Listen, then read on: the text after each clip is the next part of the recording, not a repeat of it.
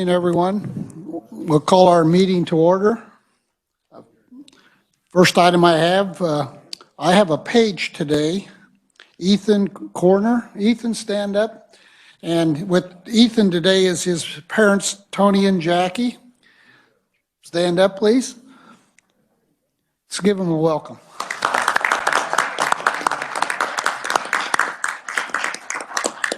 Not very often do I get pages.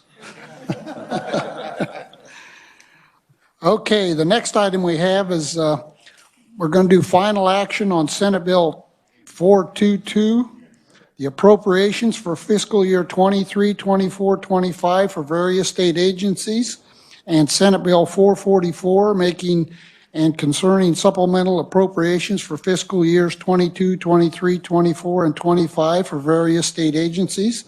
And we'll start out with a staff overview with Amy Deckard.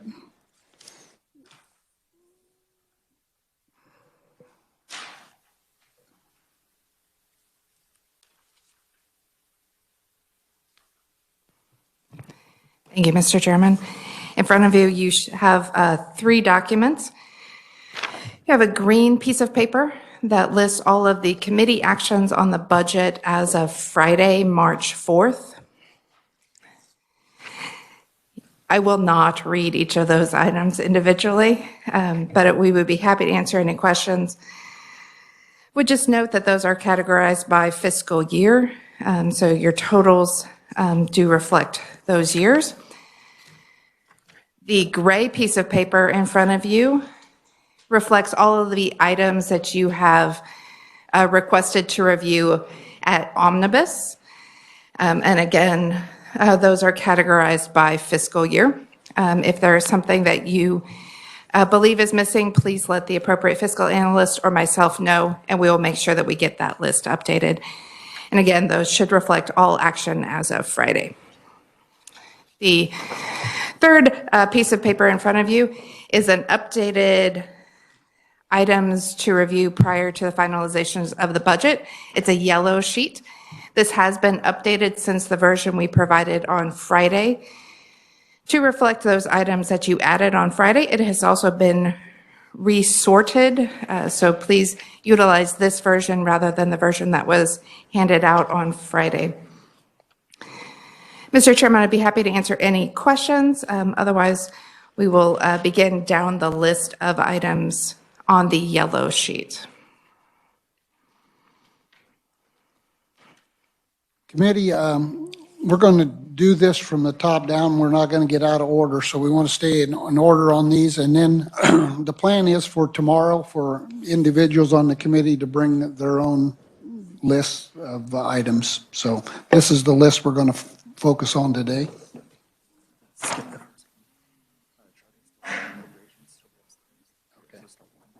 Okay. We're going to skip number 1 because the analyst is still tied up. Senator Petty.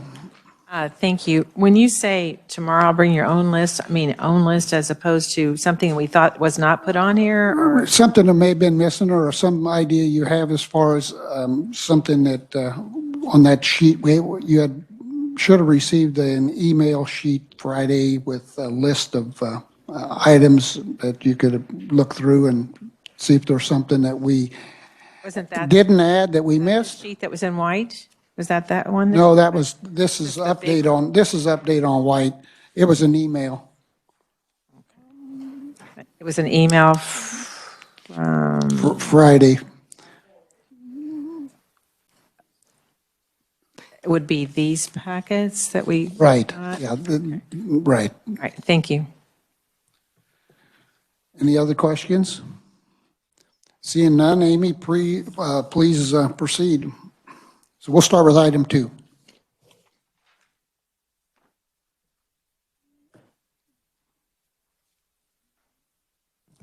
Morning, Chairman, Committee. My name is Martin DeBoer. I'm the Fiscal Analyst for Board of Indigent Defense Services. For this agency, the committee wanted to review the agency's enhancements related to their pay raises, their pay scale adjustments, their internal training program, and the increase FTE positions. These are all listed in their enhancement sections. We did go ahead and provide you with the agency's testimony, which was from January 26th, when they came in and spoke to their pay raise and the issues with the pay scale, as well as we provided you with the current FTE positions on this form here, as well as their vacant positions and what are their plans with those vacant positions, just to provide you a little bit more information when you're reviewing these. So just as a refresher, the pay scale adjustment was part of an enhancement for the recruitment and retention. That was approximately $4 million to adjust for pay parity to reflect the adequate level of experience for employees to compete with prosecutor pays and comparable government salaries. This was recommended by the governor. This committee did go with the governor's recommendation for this agency. The part that was not included in that was their internal training program. That was also part of that recruitment and retention request. That was a total of $140,000, and the governor did not recommend that. That is for creating an internal training program so they don't have to outsource for their CLEs, as well as annual agency conferences, new public defender initiative training program, support staff training and such. And again, these are all listed in the budget analysis for their enhancements. Additionally, the agency, this committee wanted to review the agency's FTE positions. This included ethical caseload staffing. That was approximately $8.1 million for ethical caseload support, 88 FTE positions for the agency. That's split between general staffing, appellate defenders, capital defenders, and administrative support, as well as the expansion of the public defender's office into Douglas County. That was approximately $1.2 million and 12 FTE positions. And those were not recommended by the governor. And with that, I'll stand for any questions. Thank you, Martin. Our questions? Seeing none. Thank you, Martin.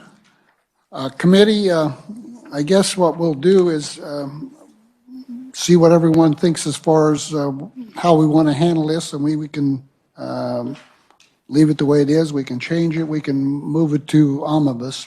I don't know if there's a preference.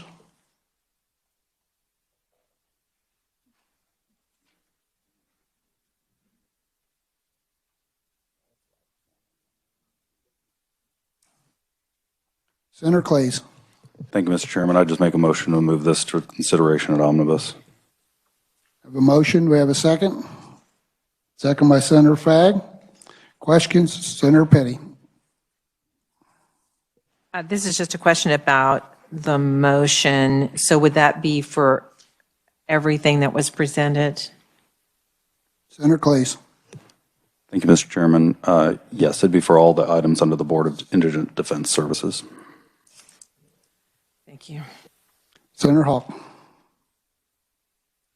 Thank you, Mr. Chairman.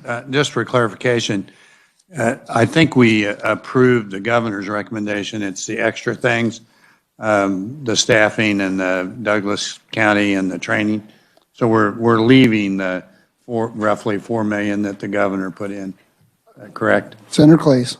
Correct. This is just taking Just the for items those that were reviewed. Yes, and moving them to consideration at omnibus. No, I'm in agreement on that. Thank you. Any other questions? Seeing none, all in favor? Aye. Opposed? Motion carries. Amy, did Charday come in? I thought she did. Let's go back to the top then. Charday is here, so we'll go back to item number 1, the Kansas Bureau of Investigation.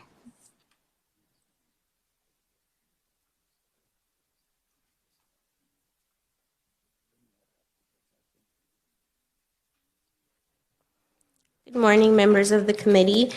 The Senate subcommittee wanted the Senate Committee on Ways and Means to review potential of paying off the forensic science laboratory bond early. I do have a copy of a fact sheet that the Kansas Bureau of Investigation provided to the Legislative Budget Committee in December. The total principal amount of $57,420,000. The remaining principal balance is $41,205,000. Annual payments are approximately $4.3 million, and the issued bonds had an optional redemption date of December 1st, 2021.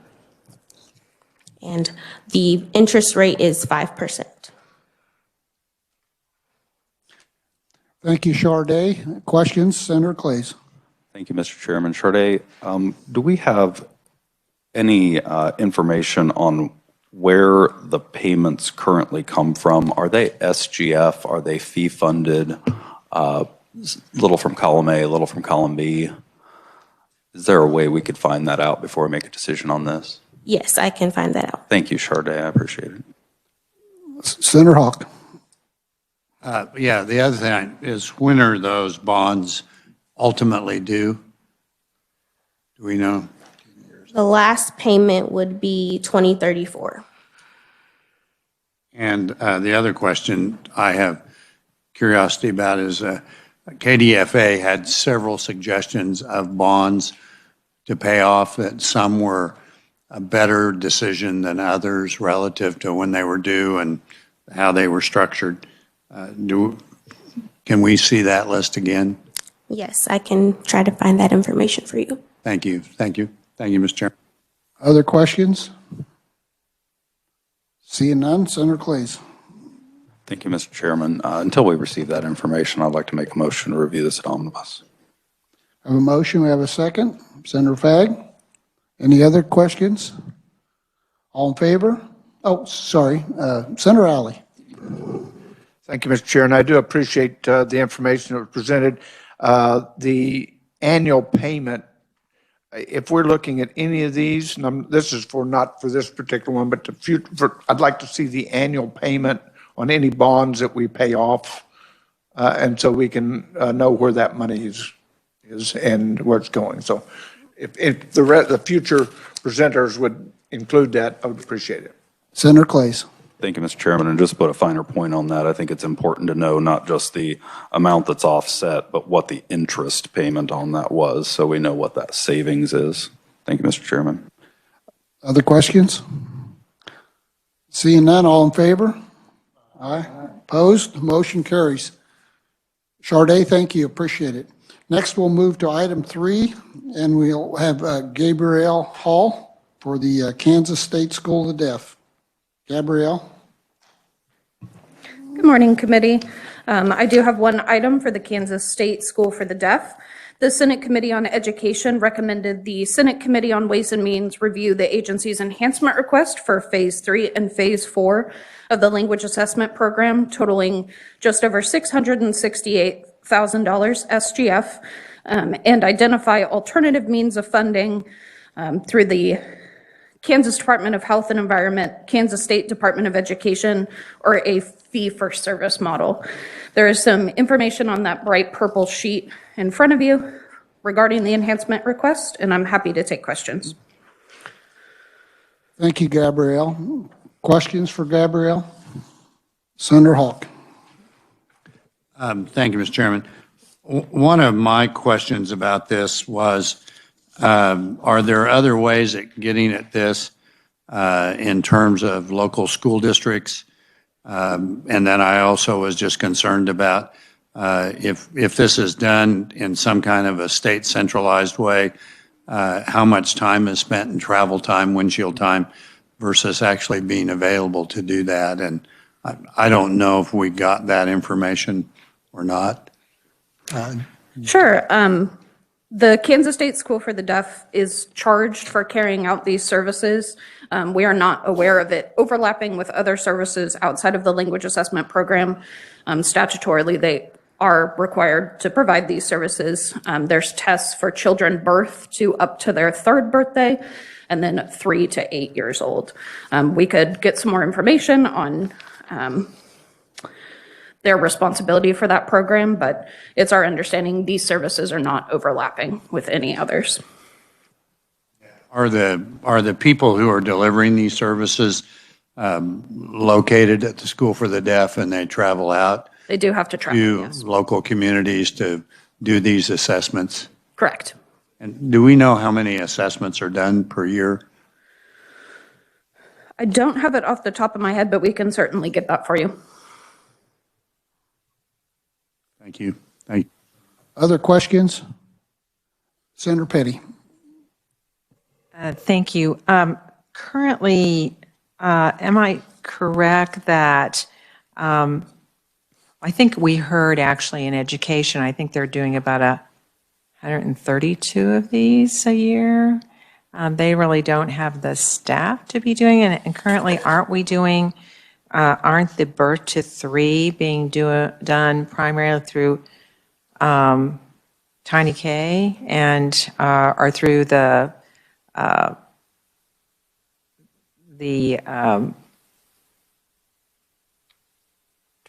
at a loss here for the program, but they're being done locally and they're not being done by the School for the Deaf staff. I have to get some more information from the agency if, That's part of this, the model. the phase is 1, that it's part of this model is that we have in place,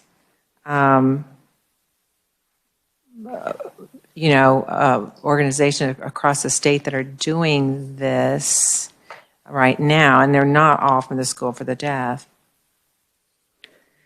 there certainly are services provided through Tiny K programs. It is our understanding that those are not the same services that the School for the Deaf is providing. These are assessments done in English as well as ASL. And it's our understanding that that is only being delivered by the School for the Deaf. The birth to 3 is served through Sound Start in fiscal year 2019. But we could certainly get some more information on the Tiny K program. But the Sound Start is that internal or is that offered in the communities as well?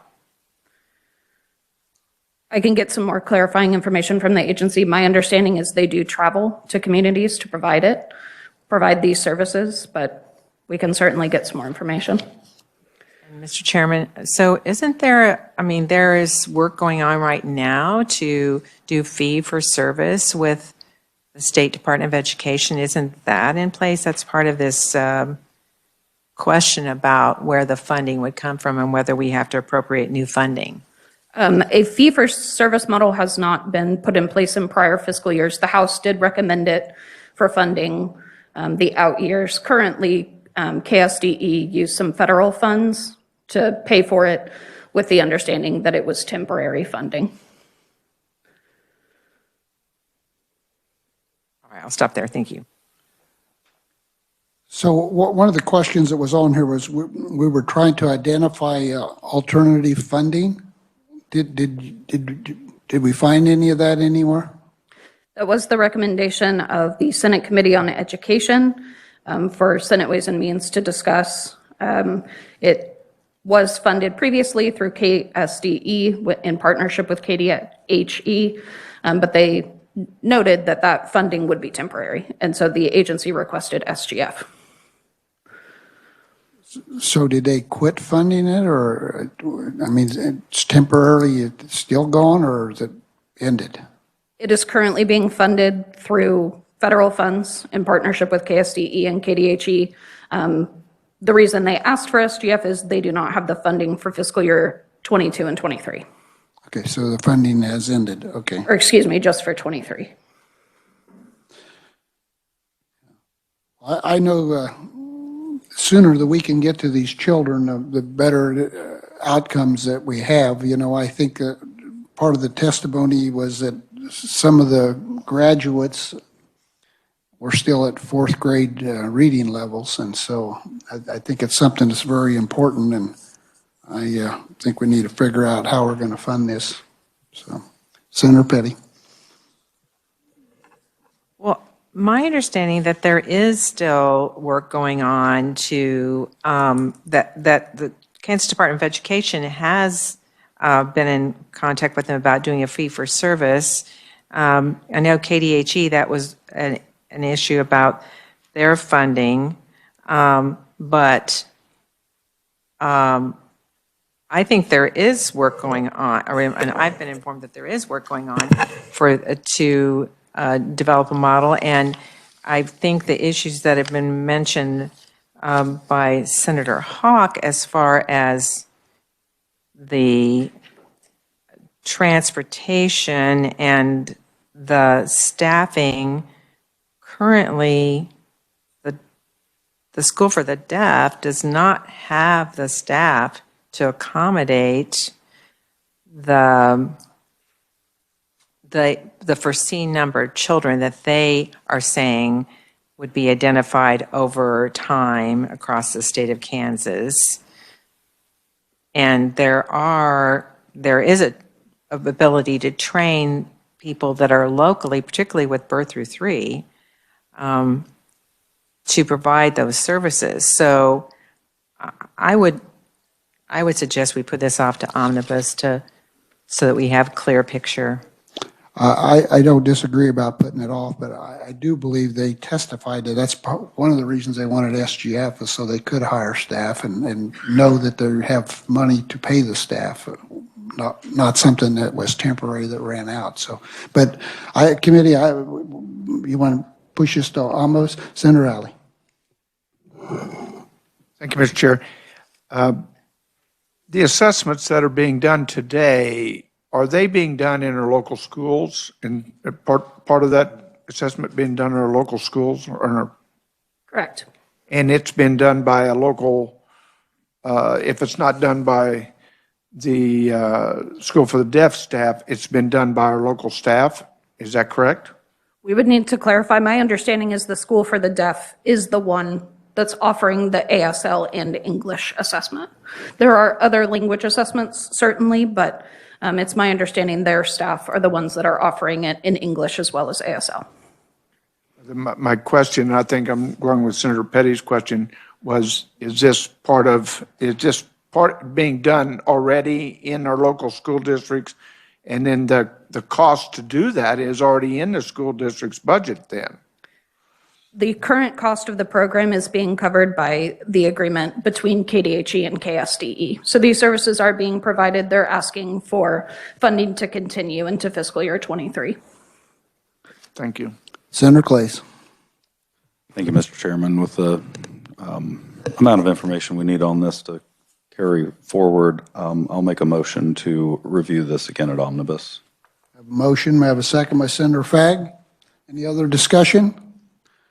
Seeing none, all in favor? Opposed? Motion carries. The next one will be Kansas State Department of Education, and we got Gabrielle again. So This one is on the bright green piece of paper being handed out to you. The Senate Ways and Means Committee indicated that they would like to review expenditures totaling 199.6 million SGF included in the governor's recommendation to eliminate delayed school payment in fiscal year 22 at or before omnibus to ensure that payment is not otherwise duplicated. Our office is not aware of any legislation other than the budget that addresses the delayed school payment.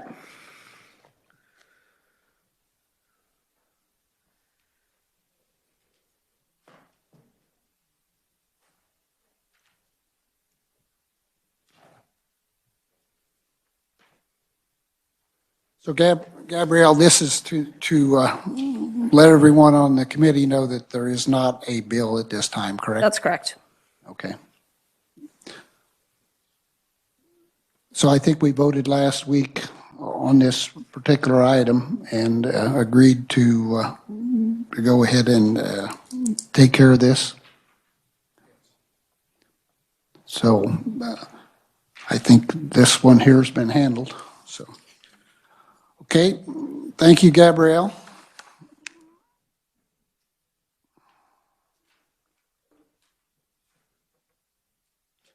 Next, we'll have the Office of the State Bank Commissioner, and we'll have Matthew Moore.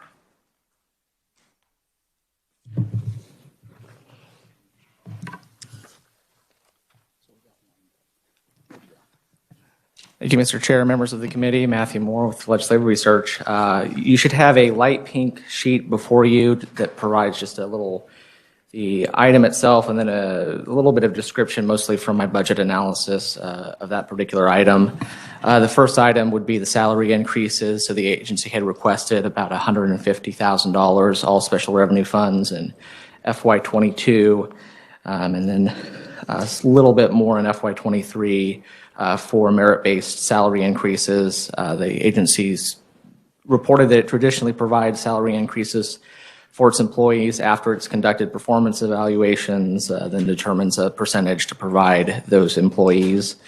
They had requested this amount. The governor did not include it in her recommendations. However, I will note that in FY23, the agency would be part of the 5% increase included in the governor's recommendation. The Committee on Transparency and Ethics noted that it had received the recommendation and then had indicated for Senate Ways and Means to consider the item. The next item would be the board member per diem rate. The agency had requested a little over $12,000, all special revenue funds, to increase the per diem rate that members of the State Banking Board receive from 35 to 150. You might recall this has been an item that they've requested the last several years. It was not included in the governor's recommendation, but again, the Transparency and Ethics heard the request, recommended that you consider it. I will note that there is currently a bill in Ways and Means 299 that was introduced last year to increase the per diem rate, but it has not been heard yet. Thank you, Matthew. Senator Trump, you and Senator McGinn both had talked about this when we heard this budget, about tying it to the per diem and the salary of the legislature. Are you still wanting to pursue that, or? I think that was Senator Trump that wanted to tie it to the legislature. I guess I have a different question, perhaps. It says here that the governor was allowing the 5% wage increase, and that would take care, in my opinion, take care of their merit-based increases. I think under Senator Trump's proposal, it would actually lower their per diem as to what they're used to receiving. I'm trying to remember right now. 35, okay, never mind. They're making 35 right now. So I guess, the 88 would be giving them a raise. Unless we wanted to give ourselves a raise, and we could go to the 150. But anyway, I'm just indifferent on this in a way because, part of it is a privilege to be on a board and represent your bank or entity back home. And, the credit unions don't even take money or don't allow that for a salary. So they would be getting 5% increase on the 35, if I'm understanding this correctly. Am I not? Matthew? Mr. Chair, members of the committee, I'd have to double check. I don't believe so because the $35 is specific by statute. So the statute says $35 per. So if I might. Senator McGinn. Which is why we have the bill that's sitting there, because we can put this in for another year. It's just they eventually need that bill if they want to start raising their salaries. And I don't know what the will of the committee is on that. So. Senator Trump. Mr. Chairman, what's the price of a gallon of gas today? It probably went up since I drove past Casey's this morning. Okay. Because I noticed from Thursday till today, I think it's up almost 40 cents at the station I went by. What's 5% of $35? It's not very much. Okay. Senator Hawk. Thank you, Mr. Chairman. Matt, is Senate Bill 299 specific to the bank bill? Mr. Chair, members of the committee, yes, it is specifically to increase the board compensation for the state banking board. And I know one of our conversations that Senator Solenthrop and I had was maybe we need to change the per diem rate. And I'm thinking the legislative rate is $142 or something in that neighborhood, the per diem. Senator McGinn. It went up, whatever that federal rate is, of having some parity with these other agencies that have boards and per diem rate. But while I like the concept, before I could do that, I would need to know what the fiscal note might be on that. And I'm certainly have some hesitancy to do just the banks and not look at the others. The other thing that is probably another caveat in that is some boards have members who receive reimbursement from their employers, so they get their salary and they get whatever mileage or per diem they need to serve on that board. Some members and some boards don't get that from their employer, and I don't know if there's a way to do that, because I don't know that we want to double pay people, and so that becomes another complication in this. Thank you. Other questions? Senator McGinn. Thank you. I mean, I just don't think we know of all these different fee entities, what they get paid. I certainly wouldn't want to use the federal rate because they obviously pay more than the state, you know, and that is a federal rate. So I would like to know if we're gonna really entertain this, we need to look at all the different entities and not just the bank commissioner, but the banking commission. To their credit, they produced a bill because I asked them to, I think a year ago, if you want to raise your rates, you have to do a bill eventually, otherwise it just becomes a proviso every year. So they asked, and so we could decide whether to work that bill, or we can go look at all agencies and all fee funds. But I still go back to, on some of these, people serve because it's a privilege to have their bank or their credit union or their pharmacy or whatever represented on the board. And many of them, I believe, are getting paid. They're getting paid through their regular salary, and they go to a meeting once in a while. So the only reason I would entertain this any further is because they actually produced a bill to do it. And the governor said they could have the 5% if they ever could get it through. Senator Solenthrop. Thank you, Mr. Chairman. For the record, I have never solely advocated for the banking industry itself.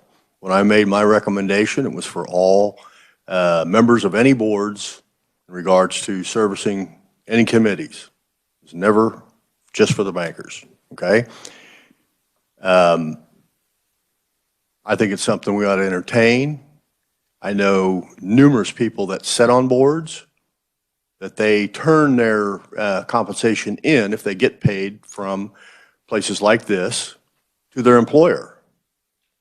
That's an arrangement between them and their employer. I know many of them that don't double dip. There's law firms, a substantial number of law firms, if they pay a salary or per diem or anything of that nature to go to a meeting, those people then turn their honorarium into their companies. So you can do what you want, but I just wanted to clarify that for the record. Thank you. Yes, and if I stated that wrongly, I apologize, because you have always said that. I agree. Senator Hawk. Thank you. Just clarification on the governor's recommendation. It looks to me like from the pink paper that the 5% pay plan only applies to the salary increase for the agency, not the per diem. Is that correct, Matt? Mr. Chair, members of the committee, that would be my understanding. Again, the per diem rate is set by statute, so any 5% would be increasing the salaries for the employees at the agency itself. The board member compensation is still set by statute at $35. Gotcha. Thank you. Thank you, Mr. Chairman. Any other questions? Seeing none, Senator Clays. Thank you, Mr. Chairman. I would move on this one that we instead seek a legislative solution either through SB 299 or the entry of another bill that deals with the compensation for all board members for all agencies. We have a motion, we have a second. Senator Fagg, any questions? Seeing none, all in favor? Aye. Opposed? Motion carries. Senator Hawk. Thank you. I think that motion pertains to the board member per diem part. I'm just curious what Ways and Means thinking is on the salary increase in terms of, do we leave that as a possibility to look at when we deal with the rest of the salary increase items? Whatever the committee, Senator McGinn.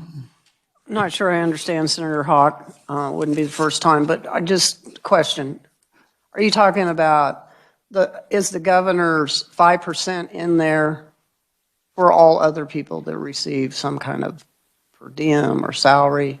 No, the governor has nothing to do with per diem. I think the 5%. Talking about the bill. It has to do with salaries. Pardon? In here, I believe it says she's allowing the 5% increase. That's on the pay, and I assume we're doing that. And usually we leave those salary decisions somewhere to the end. I'm just saying, are we essentially approving the 150,000, or are we just saying we're going with the governor's recommendation at 5%, and if that covers that, so be it. If it doesn't, just trying to get clarification. I think we're approving the governor's recommendation, and Senator Clays made a motion to look at a bill for all these fees. And I'm good with that. I just wanted to be clear about that. Thank you. Other questions?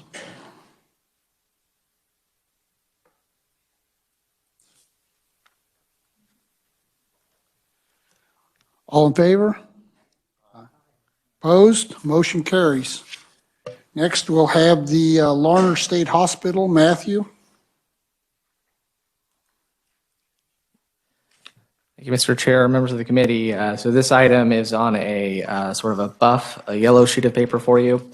Again, the item is there at the top. Underneath the line is just a little bit more description from, again, mainly my budget analysis. So the agency had originally requested $13 million SGF in 22 and in fiscal year 23 for anticipated costs for contractual nursing staff. So these are individuals where when the agency does not have FTEs to fill, whether they're vacant, whether they might be ill, they seek to use contractual agency nursing staff. The agency had indicated both at its budget hearing as well as elsewhere that they typically find that they could hire 5 FTEs for the cost of 1 contractual nursing staff. So it had requested that additional funds in the anticipation of needing those contractual services. The governor did not recommend the agency's request, and then during the budget hearing on the mental health institutions, the agency did indicate that it was sort of seeking a governor's budget amendment after it reviewed what those expenditures might be, particularly after the 24/7 pay plan, what that effect might be on retention. I will know the agency, we requested information from them. They're still I'm trying to get it in a form that I can provide the committee, but they did indicate in fiscal year 2020 that they spent approximately $7.3 million on contractual nursing staff. 2021 was about $8.7 million. And so far in fiscal year 22, for about 7 months, they've spent about $9.5 million. So they were seeking to, again, get some extra funding to cover the costs as those, they anticipate those needing those contractual services more and more. Do we know anything on the GBA at this time, Matthew? I have not received any word on a potential GBA. Senator Alley. Thank you, Mr. Chair. You could refresh our memory on the Larner State Hospital. What was their FTE that they were budgeted for?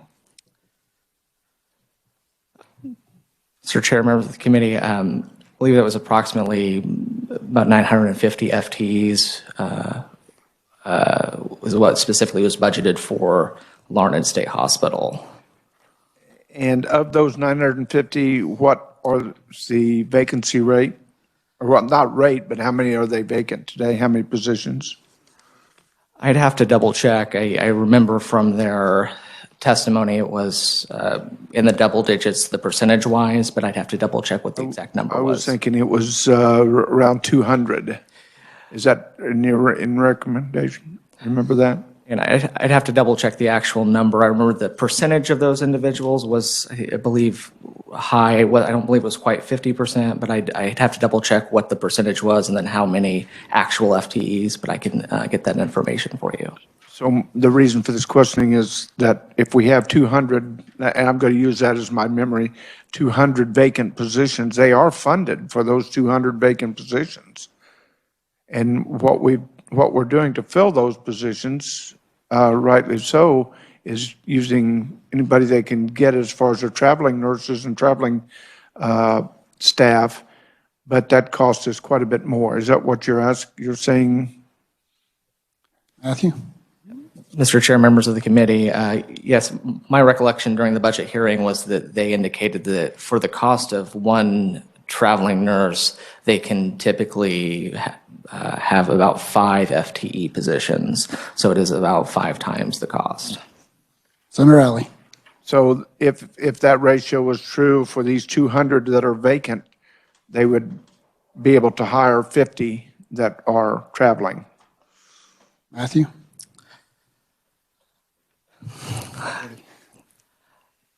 I would have to double check what the numbers would be for that. I wouldn't want to speak out of turn. I appreciate that. My concern is that we're paying for $13 million request, or $9 million, what you said, that we've already paid for staff that aren't there with your vacant positions. I mean, they're already budgeted. Is that not correct? Matthew? I believe, at least partially, I'd have to double check what the shrinkage rate is to take into account those vacant positions. But Thank you. Other questions? Senator Petty? Matthew, if I recall correctly, I think the highest turnover was not in nursing staff. What was at a lower level? I can't remember the exact term for that. It was unbelievable, the turnover rate in that, because they're being paid such a low amount and they can go work at McDonald's. And with the nursing staff, with this amount of money, 13 million refers to would be the extraordinary costs that they're having to pay right now for temporary nurses, which, if I remember correctly, is up to $200 a day, $200 an hour. Is that correct? Or is it $100 an hour? Mr. Chair, members of the committee, I'll touch upon first. I think the other position that you were thinking of is the MHDDX, those sort of direct care support workers. And then this request would be specifically for nursing staff, so a different, not the MHDD techs. In terms of what that specific dollar amount per hour would be, I might have to double check the agency's testimony and see what I could find as to what the specific dollar amount they would be paying per hour for nursing staff, but I can double check and get back to you with that. Well, I know it was over $100 an hour. But I guess in relation to Senator Alley's question, this would not be the same area of funding. So the MHDD workers, is it one pool of funding for that category? We're specifically talking about LPNs, RNs, and this money is for that area where they're having to pay for nurses to come in, the traveling nurses, whatever you would, nurses to come in and replace those that are either they haven't had those positions aren't filled right now, or they're vacant for a day, but that's the rate they're having to pay. And so this is right now it's up to over $9 million. I mean, you gave us three figures. It's gradually been going up because those contract agencies are raising that hourly rate that Larned is having to pay for that category. Is that correct? So, Mr. Chair, members of the committee, and I'll sort of tackle in multiple parts. So I guess I can look to see how much of the vacancy rate is between that MHDD tech and then between the nursing staff, because that would be correct. These would only cover a portion of maybe those vacancies. So I can double check to see what that ratio of the vacancy rate between the MHDD techs and the nursing staff is. In terms of the increasing dollar amount per hour for staff, I believe that was testimony at the hearing, is that they have indicated that they've seen an increase both in that per hour rate for what they're being charged, but then additionally also just a increase in the utilization, particularly when individuals are out for COVID, that they've seen both that increase in utilization as well as sort of an increase in the cost of what they're being charged for those individuals. Thank you. Senator Hawk. Thank you, Mr. Chairman. Matt, tell me if I'm wrong about this, but we had the governor had a 24/7 pay plan, and a large part of that was for corrections and nursing, and some of the ARPA federal dollars were spent to fill that gap. I notice in your yellow sheet, you're saying that the governor is looking at this, and there may be a GBA coming to look at the contract nursing thing. So if what I'm seeing is true, I think what I would prefer to do is wait and see if we have a GBA at whenever that appropriate time is. And if we need to look at this, that we ought to consider this for omnibus and not make a hasty decision about filling that hole. Hopefully, if we've got the salaries at a better level, we'll not have as great a need for contract nursing. And I'm not sure contract nursing is a good long-term strategy, that we ought to be filling these jobs with regular people. So I'm not ready to kick in $13 million right now. Thank you, Mr. Chairman. Other questions? Senator McGinn. I think I agree with Senator Hawk on this. I don't know if there's somebody here from the agency. Could they, I'm just curious about the GBA, and perhaps maybe it's just not ready. If they could speak to that, is that all right? Mr. Yes, that'd be fine. And I think we've got a motion to take care of it. So, but yeah. Okay, thanks. State your name, please. Brad Ridley, Director of Operations at ks. Yeah, we are looking at a GBA hopefully here very soon. We are trying to get with the hospitals. Really, I think to the question Senator Alley's asking is making sure we understand what the hospitals can absorb and also what ks can also participate in absorbing as part of that before we ask for the GBA. But I think we anticipate that here in the next couple of weeks by the end of the month. Senator Saltrom.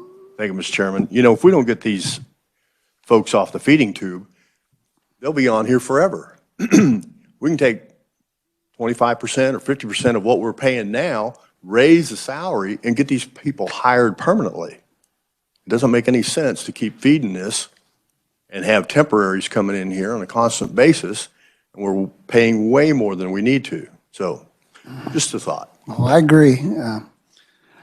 Senator Clays. Thank you, Mr. Chairman. I make a motion to move this to omnibus in anticipation of a GBA. I have a motion and a second by Senator McGinn.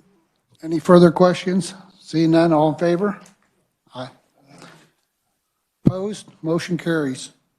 Next, we'll have Matthew with the Osawatomie State Hospital. Should have took your motion right off. And finally, Mr. Chair, for Osawatomie, you'll have a blue sheet of paper just to provide an overview of the item for Osawatomie. And that was the addition of 993,000 SGF and 5 FTE positions for a social detox program in FY23. The agency had requested the funding for a social detox program at the state hospital, as well as the FTEs. This was designed to allow patients who might be suffering from substance abuse issues to have a period of time to detox, and then determine whether or not they needed to have treatment at the state hospital. This item was requested by the agency for FY23, was included in the governor's recommendation, and then during the subcommittee, it was subsequently deleted for the agency to provide some additional information, which you should have. It's a 2-page yellow sheet that begins with response for Senate Ways and Means Subcommittee on Human Services, and that provides a little bit of an overview, both statutorily as well as what that social detox program would be. The second page provides just an overview of what those FTEs would be, and then there is a map that's the third page that kind of gives you an overview of the state itself and where social detox beds that are overseen through KDADS are located. So that information was requested by the agency for consideration of whether or not this item should be added back into the budget. Thank you, Matthew. Senator Alley. Thank you, Mr. Chair, and thank you, Matt, again for being here. This question is going to be similar to one I asked a while ago. The FTE, if I remember right, with Osawatomie was around 1,500, and our employment was around 900. And is that close to what you remember? Mr. Chair, Senator Alley, so in terms of the 1,500, I think you might be thinking of the state institutions overall. So Osawatomie, I think, is only about 450 of that 1,500 figure. Larned takes up the remainder with the 900. So together, the hospitals are about 1,500 FTEs. I would have to double check again specifically for Osawatomie. In terms of the social detox, this was a new program that they were including, and those FTEs, they were looking for specific FTEs that would be manning these specific beds. I think it was about 3 beds for the social detox, so that they wouldn't have to pull staff from elsewhere in order to oversee these patients. It's not tied so much to vacancies, but that they've requested specific FTEs to man these beds so that they would have individuals who would monitor those patients that came in on social detox. You're probably more than correct. I was probably thinking the overall number that we had, but in the same thought process, I would like to see a list again of those FTEs that are budgeted and included in the budget, and the actual FTEs that we have on staff. And adding 5 when we're down 600 overall is questionable. Let's be able to staff what we're supposed to staff, and we got to find a solution for that. Other questions? Senator Petty. Matthew, just because I'm reading this back over, so this enhancement is this restoring a service that they did have before the moratorium? Mr. Chair, members of the committee, I believe so. If I recall from their testimony, that it was offered prior to the moratorium, and then this was part of that plan to lift the moratorium, was including these beds to provide, again, staff that would be reviewing individuals that came in with exhibiting social detox needs. I will note in their additional information, I think that they do provide that Larned State Hospital does have a similar program at that state hospital. But I think it was testified at the committee that this was years ago prior to the moratorium service that was included. Thank you. Other questions? Senator McGinn. So in looking at this map, so you would add it down there in another little pin in, is it Franklin or Miami, Osage? Because you'd add another detox to this hospital. Yes, Mr. Chair, members of the committee, it would be, I think the hospital itself is in Miami County, so it would be there in that northwest. There'd be another one. And I think my question that I'm trying to scan this as quick as I can is, will it be providing services for the region? Or when our folks have a need down here in Sedgwick County, will they drive all the way to Miami before they're assessed and go through detox? Who's going to use this? Isn't it the local folks and the local jails? Matthew? Mr. Chair, Senator McGinn, I'd have to say, in terms of who would be using it, that might be a more of a policy question that I might not be able to answer. I do believe at the hearing that the agency testified that it would be the Osawatomie catchment area, which is a large portion of the eastern part of the state. However, whether or not that those beds would be used by people in the surrounding counties, I think that would be maybe information I can get from the agency specifically, but that might be a question that's a little bit more than I can provide at the moment. Senator McGinn.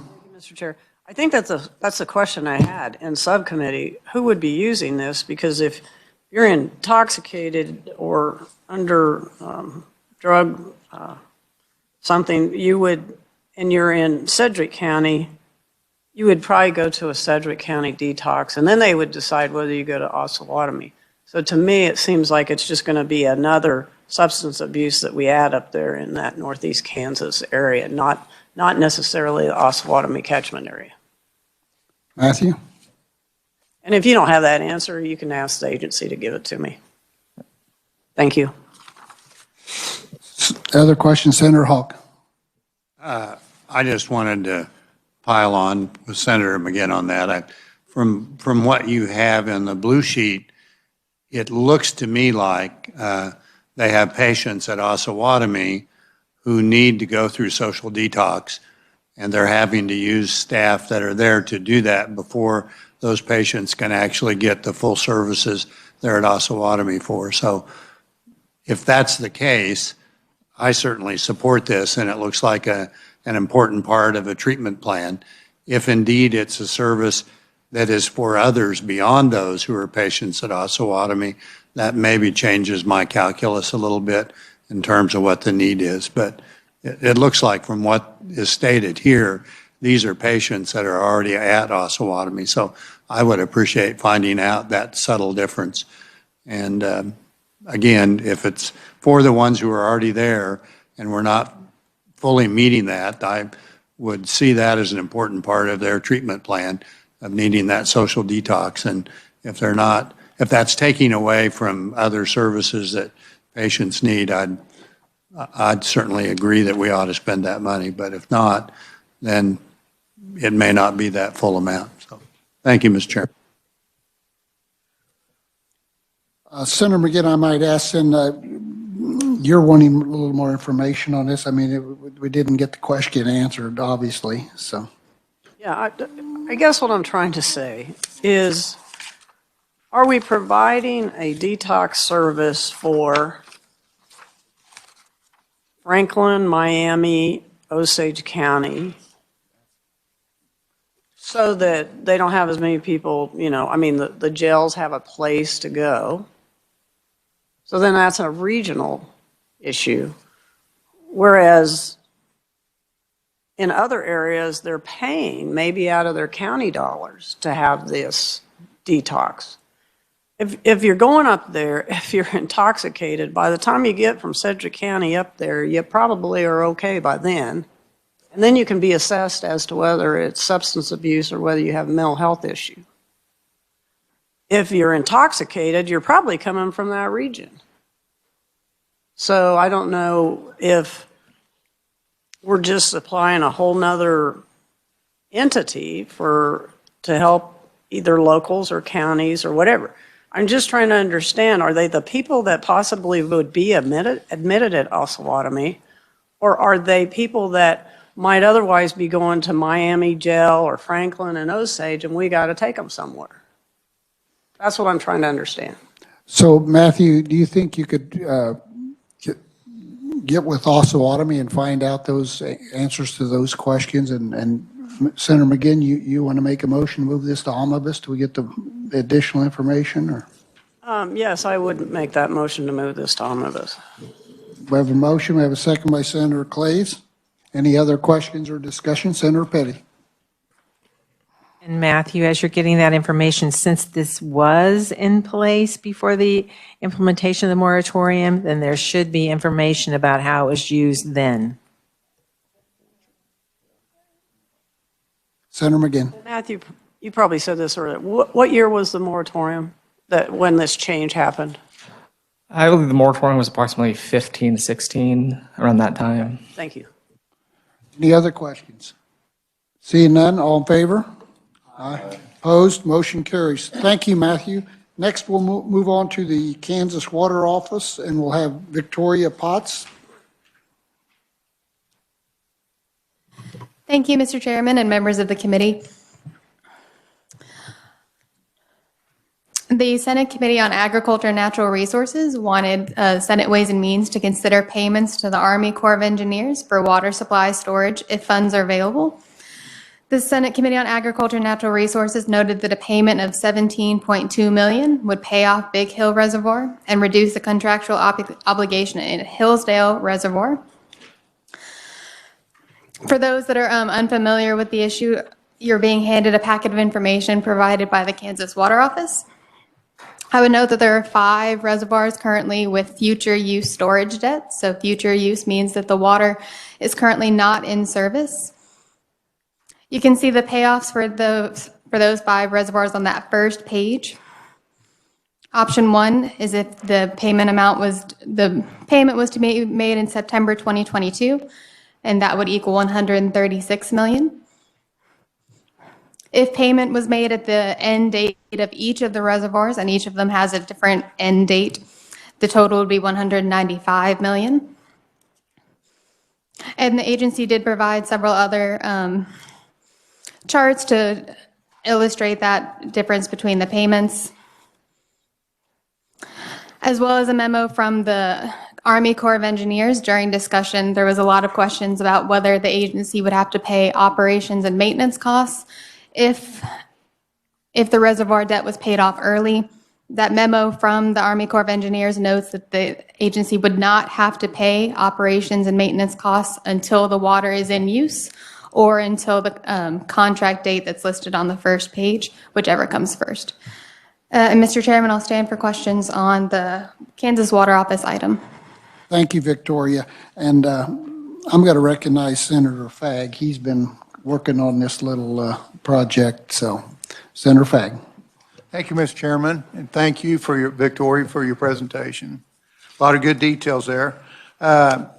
I spent a little time on this to where when you look at the one sheet that shows the 5, you might kind of focus in on that.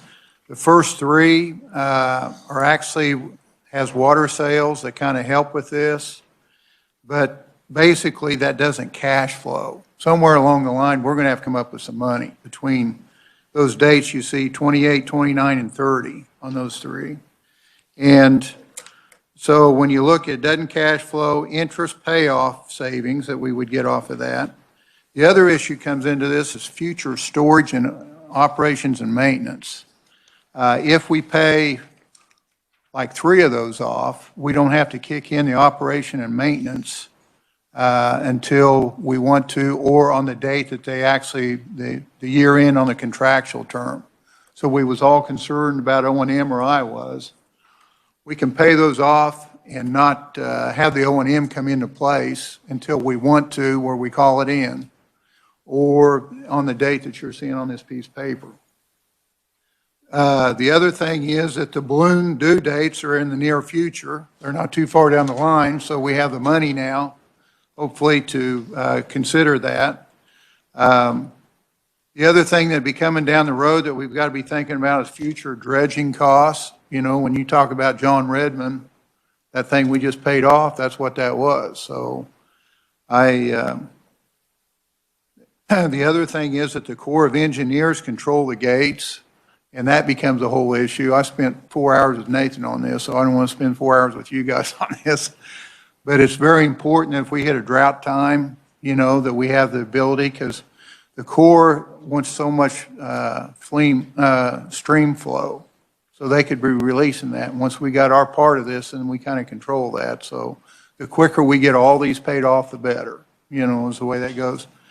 But you'll notice the other two, they do not cash flow, and there isn't any water sales coming out of that. So 2034 and 2041 is a ways out. You'll notice the interest rates are a lot cheaper on those two. The thought process was that if we took and paid the 3 off, we could be taking the water sales out of that and paying on these other ones as we go along. Or if we had a dredging issue come up with what goes on.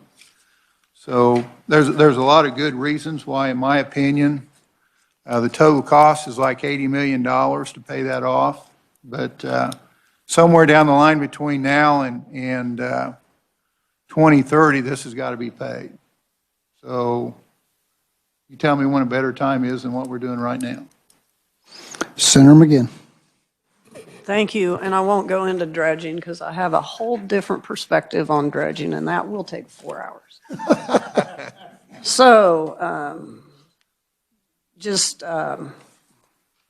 trying to figure out, did the House, have they done anything on this? I'm thinking it's one particular member in our committee that brought this up as an idea, and I'm not saying it's a bad idea, but what did the House do? The House, thank you. The House has not taken any action on this issue. They still have to discuss the budget similar to what you are doing currently, but they currently have not made any action. Senator McGinn. Okay, and I'll listen to everyone else. I'll have a different proposal here in a minute, but I want to hear what everybody else has to say. Senator Hawk. Thank you, Mr. Chairman. Question for Senator Fagg. I heard you saying that you think maybe the more prudent decision from your 4 hours of research was to just pay off the first 3, Big Hill, Clinton, and Hillsdale. Yes. And I also am sort of intrigued by your notion that the Corps makes most of their decisions about flood control and stream flow downstream. So if we pay those off, does the Corps still do the management of those reservoirs? And then who would be the decision maker if we were in a drought and they were having barge problems on the Missouri or Mississippi River in terms of what that release would be? Would that be Kansas? And if it's Kansas, who would that be that would decide that? Victoria, do you know the answers to those questions? I will do my best, and hopefully the agency can follow up afterwards if I don't get it correct. So until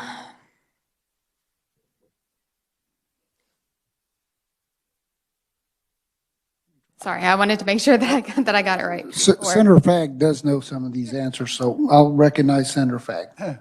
Thank you, Mr. Chairman. Victoria, you can back me up here. Okay. There's 2 things to look at. One is debt and one is future storage. If we pay off the debt, we can call in that future storage anytime we want to. And that's when you control that kind of thing. If we go along and do not call in the future storage and don't need that at this point, we don't kick in operation and maintenance. So it's kind of nice that those two are separate on what they do because it lets us control what's going to go on with that. The issue that comes into play is going to be on Milford and Perry because I think there's like 40% of the water for northeast Kansas kind of goes into that. And that could become an issue. And the quicker we get that part of it paid off, it's good.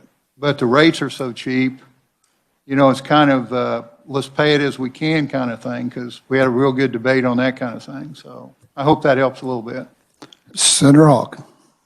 Yeah, I'm just curious, who will make the decision of like if we hit a drought, which is maybe likely, who will be making that decision if let's say we pay these first three off, and I do like 80 million better than $195 million number today, but who will be making that decision? Is that the water office? Does that have to be legislative action and something new? Senator Fagg. Thank you, Mr. Chairman.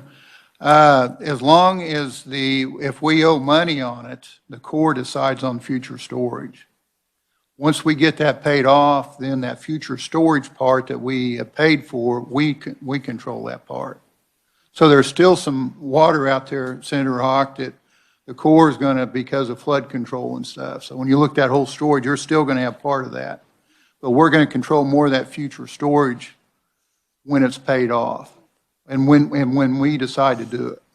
And once we decide that, we have operation and maintenance to pay also, which Yes. becomes a yearly thing. But the Yes. Corps still manages the reservoirs. Yes. But when you say we decide, who is the we? Is it the governor that decides that? What, is it some Corps agency? Engineers controls that, and we, with future storage, once we pay it off, then we can control that future storage on that portion of it. So you say we, this would be the state of Kansas. The Corps sits down and runs the gates, and they send the bill on O&M. But we would have some say-so on the part that we paid off that we brought into future storage. Yeah, I'm just saying, let's say we have a drought. Yeah. And we say, you know, we're not going to worry about barge traffic on the Missouri or Mississippi River. We want to keep that water. When we say we decide it, I want to know who is it? Is it Parks and Wildlife? Is it Kansas Water Office? Is it Department of Ag? Is it the governor? Who would decide that? Assuming we were all in and we bought the storage. Senator Fagg. Thank you, Mr. Chairman. The water office would. Senator Saltrop. My question, thank you, Mr. Chairman. My question was somewhat along the same lines as Hawk, that, you know, if there's any question, you can assure the committee that we will not pick up O&M prior to, after any full payment of the bonds. If you can't, and there's any question about it, you can pay the bonds down to $500 a piece. Force the O&M on the Corps, and then whenever we needed it or wanted it, make the final payment and say, we're not controlling it. So again, I just want you to assure the committee that we will not pay O&M until we want to. Senator Fagg. Thank you, Mr. Chairman. I think I asked that question 3 times to make sure. But yes, the O&M, we have to, number one, have the debt paid, and then we can decide when that happens. If we don't have the debt paid, we can't decide that. Senator McGinn. Thank you, Mr. Chairman. Senator Fagg, you said something that kind of confused me. Okay. On the gates, if we pay it off, we have input on when the gates open and shut, or we have control? Senator Fagg. Thank you, Mr. Chairman. The Corps always has control of what goes on, but the percentage of our water usage that we've called in, that's what we would control. The other part, the Corps is still going to control that has to do with other issues like flood and that kind of thing. So we'll be controlling as much as we can with that. That's the way I'd answer that. Senator McGinn. No follow-up to that, just Okay. a suggestion when it's time. Okay, I'll recognize Senator Fagg. Thank you, Mr. Chairman. Is this something that we ought to hold off a little bit to get some more information on? I feel very good about this, but I still think this is a lot of money, too, so. Right. Well, and it's $80 million, and so it's like, I think maybe it's something we should look at as we get to omnibus instead of, trying to do something now, but Senator McGinn. Thank you, Mr. Chairman. Not knowing what the House is going to do, but to continue this conversation, even at the mega, I was just wondering if you could put the two highest interest rates, and maybe that doesn't make sense. Maybe you have another one, the first and second. I was looking off of this sheet, Big Hill and Hillsdale, putting that in instead of the all three so that they could have that conversation during the mega. And it wouldn't be 80 million, it'd be less than that. It would be, what, depending on which one you pick. But you've done your homework on that. Victoria, do you know if the House has done anything with this? They have not currently taken any action on this issue. Are they talking about it, or is it even in the conversation? I couldn't say. Okay. So Senator Fagg. Thank you, Mr. Chairman. I know when you look at that cheaper rate on the chart, they only owe $8 million on that, but the thing that catches your eye is the end year is 2028. So that's kind of why that was thrown in the package. Senator McGinn. We've never had an opportunity to have this discussion because we've been broke, okay? And I don't want to be broke again right away. So I'm wondering if, that's what I was asking, if we put in Big Hill and Hillsdale, I believe, right? Because the due date, or no, you want the 2028. So if you put these two that are, This is a big number. right, but these that are due, you either do highest interest rates or you do the next two that are due. And let them take that to conference and see how it goes. But that way we're not spending, that's a pretty big number, that 56. Yes, it is, and Million. that's really the. So rather than shoot the whole wad, I'd rather take these smaller ones that are due right away and have the conversation at mega with the House. Senator Fagg. Thank you, Mr. Chairman. The big one, that 56, is the one that's definitely got a cash flow problem. That's the one that's got to be paid. We're going to be putting some SGF in that sometime. Okay. Senator Saltrump, did you have a question? Okay. Senator Saltrump. I do have a statement. I hope Senator Fagg keeps his position and follows through with the plan that he's proposed. Thank you. So if I would say continue to work on it, and we'll look at this over at omnibus and see where we are financially. Like Senator McGinn said, maybe we can do all five. But I'd like your idea on the three, and I understand paying off, these are balloon payments, folks, and when you get to a balloon payment, we'll have to come up with the money somewhere. So it's good to be looking at them at this time when we do know what we have. So you want to make a motion on that? Senator Hawk? I actually liked what Senator McGinn said, and I would, if she would make a motion, I would support, just so we could have the conversation at mega with the House, I'd support Big Hill and Clinton. And then we would, and then if you want to look at the others at omnibus, but I think it would be good to have that conversation.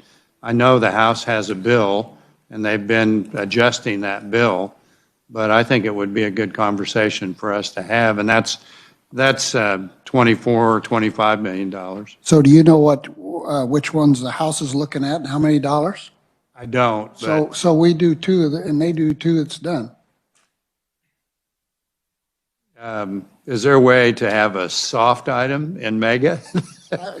It's. I understand that. I sort of would guess if they're going to do it, they'd go bigger, but I don't know. And my guess is they might not have anything. And Senator Fagg's guessing that they're not doing these three. So we're all guessing.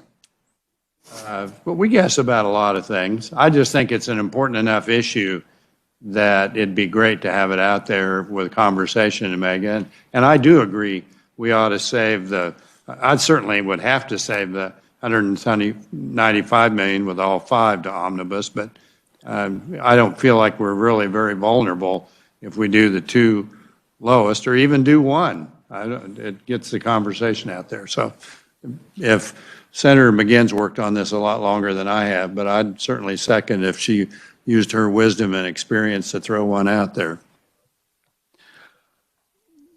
Senator Fagg.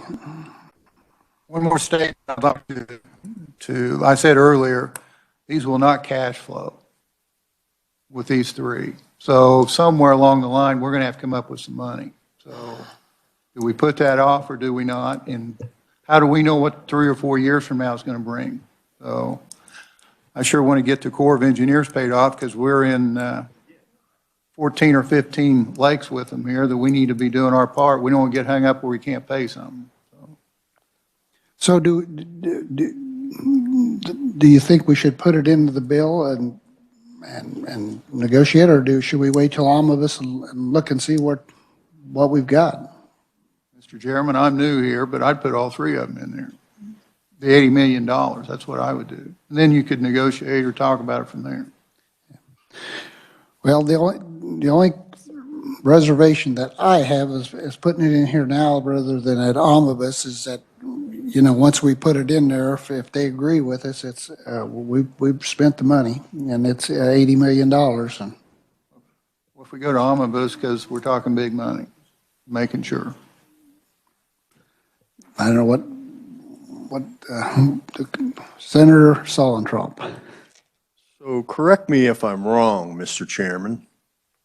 If we agree to pay them off now, and there's some change in the overall budget atmosphere or financial condition or position of the state, you're saying we can't go back and change this decision?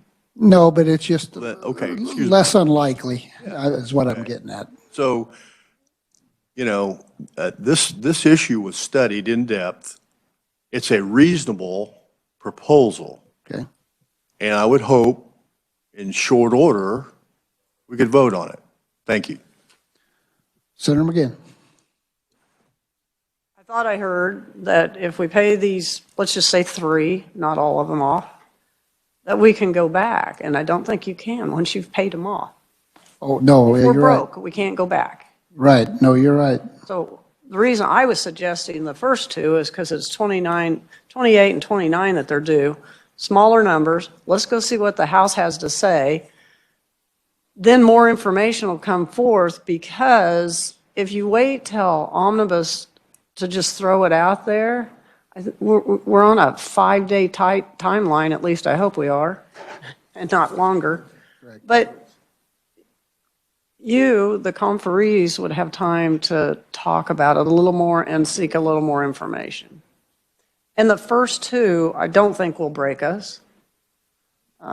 Not sure after we vote for the bill on the floor today we'll be broke, but anyway, a couple bills on the floor that will be broke, but. And he didn't hear that, so anyway, that's just my suggestion, but you guys. Senator Solentrup. Consulting legal counsel, I've been told that we can change anything at any time until this final budget is voted across the Senate floor. So if we vote to do this today, and we don't like it later, tomorrow, later today, we can change it anytime. Thank you.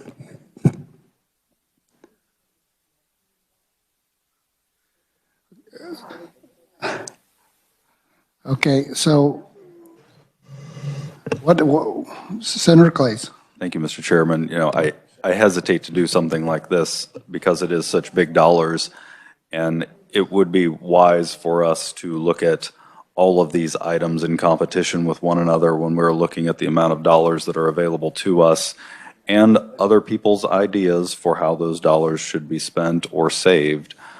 So I would at this time oppose making this payment. However, I would I would like to review it more at omnibus. If there is a motion on the table, I would make a substitute motion to review this item at omnibus, and let's collect our thoughts on this when it is in competition with many other items that are out there and thoughts for how this money should be spent. We have a motion by Senator Clays to wait until omnibus. Do we have a second? Senator McGinn. Senator Kirshen has been quiet, and he chaired that budget committee, and so I just be curious how you felt. Senator Kirshen. Thank you, Mr. Chairman.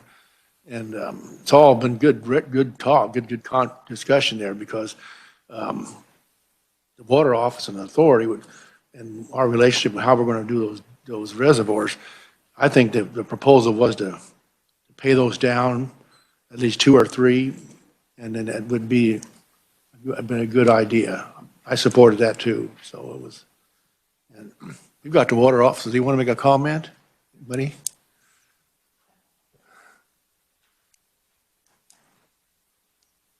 I took it as guidance. I took it as guidance that when we were talking about John Redmond and the other ones, let's talk about this one now. So, no, I think we need to do something, and putting it off makes it worse. So you're not in favor of pushing it to omnibus? You're wanting to put something in today? I don't know if we have to do it today, but probably let's make a recommendation. I'll get it moving. Yeah. I guess when we get ready to finalize the budget, if we finalize it Wednesday, we could put it in Wednesday if that, would that work for everyone? Senator Clays, would you be okay with the wait until Wednesday? Yes, if we're taking no action today, I'll withdraw the motion. Okay, so we'll withdraw that motion and we will look at this Wednesday, okay? All right, Victoria, next we have the Kansas Department of Wildlife and Parks, expenditures of $793,965 for cameras.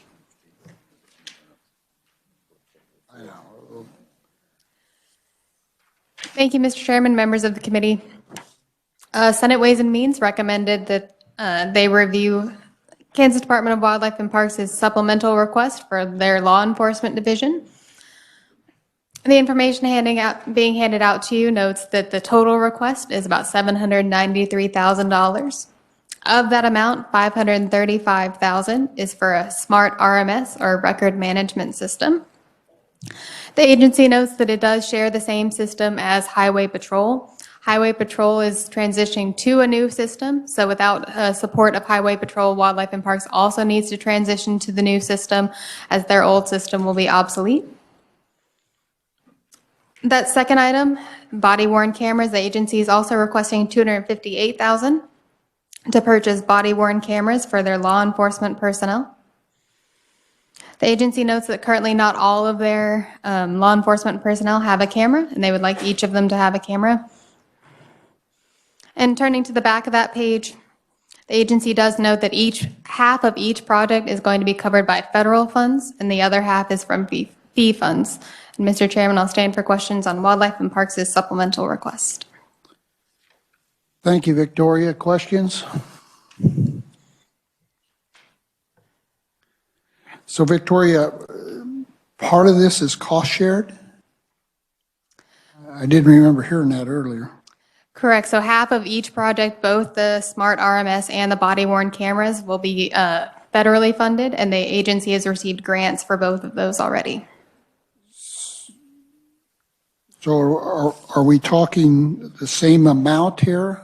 Correct. So that's already taken the grants off? So that's already been accounted for?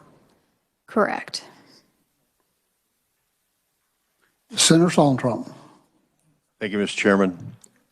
You know, I think, and oftentimes we think, okay, well, they're federally funded. Well, they can get a grant. Well, guess who pays those taxes?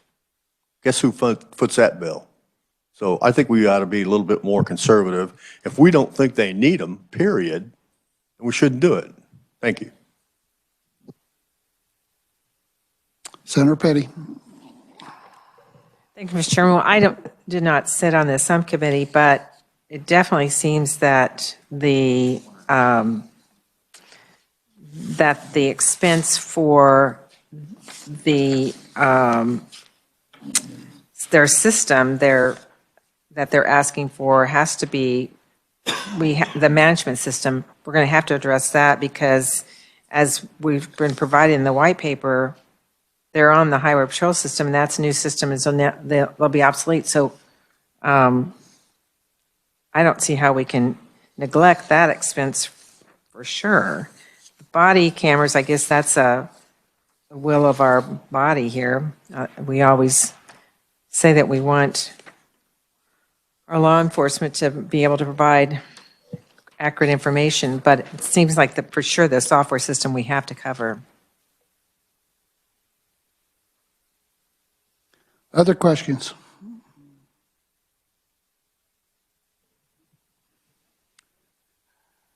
Senator McGinn.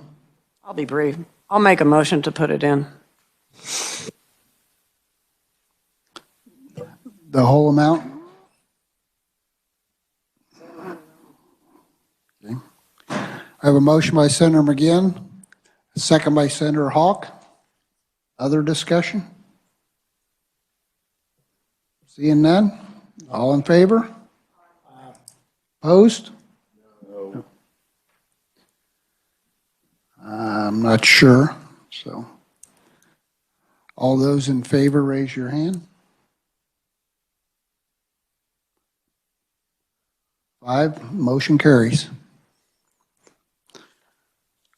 Committee, we've ran over, and I know a couple of folks have prior commitments, so I think we'll stop at this point today and pick this up tomorrow where we left off. So, any other questions or discussion?